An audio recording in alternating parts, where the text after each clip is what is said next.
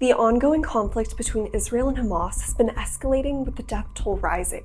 The region has seen many wars, but this is the most dramatic and lethal conflict since the 1970s. Here's Gaza's 100-year history of war.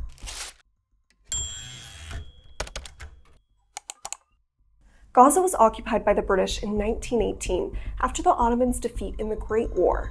It later came under Egyptian control following the 1948 Arab-Israeli War, marking the end of the British mandate for Palestine. An all-Palestine government functioned as an Egyptian puppet regime. However, that ended in 1959 when it was dissolved by Gamal Abdel Nasser and Cairo's military rulers seized control of the Strip. In June 1967, threatened by the condition of Arab states, Israel launched preemptive airstrikes against Egyptian airfields and military facilities. Its ground troops overran the Gaza Strip and Sinai Peninsula, seizing it from the Egyptians. It also took the West Bank, including East Jerusalem, from the Jordanians and the Golan Heights from the Syrians. The six-day war ended in a decisive Israeli victory. Now, in 1978, during the Yom Kippur War, Israel again defeated the Arab coalition. The surprise attack by the Arab coalition took place on the Jewish holy day, and that was to shape the course of the present. As the Egyptians moved out of the Soviet constellation, efforts were stepped up to negotiate a peace process. The Camp David Accords of 1978 changed politics in the region. Israel agreed to pull out of Sinai if Egypt were to establish diplomatic ties. The accord was to recognize the rights of the Palestinian people and the formation of an autonomous governing body in Gaza.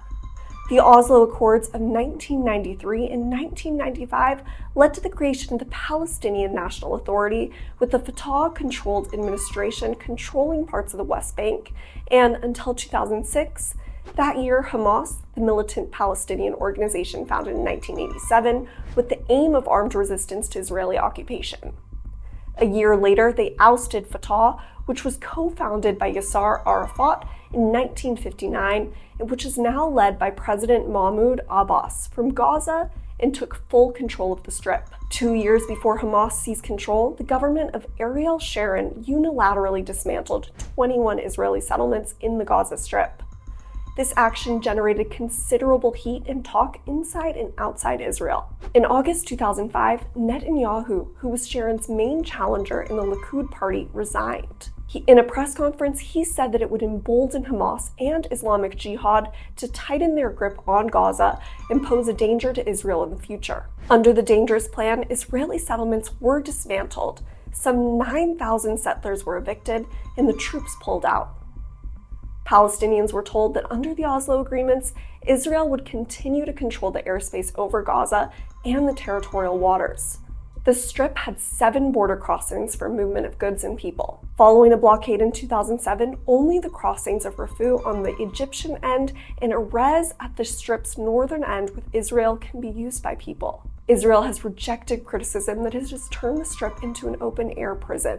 The Hamas raids inside Israel, the killings, and the rocket barrage over the weekend have turned the spotlight on Netanyahu and his government.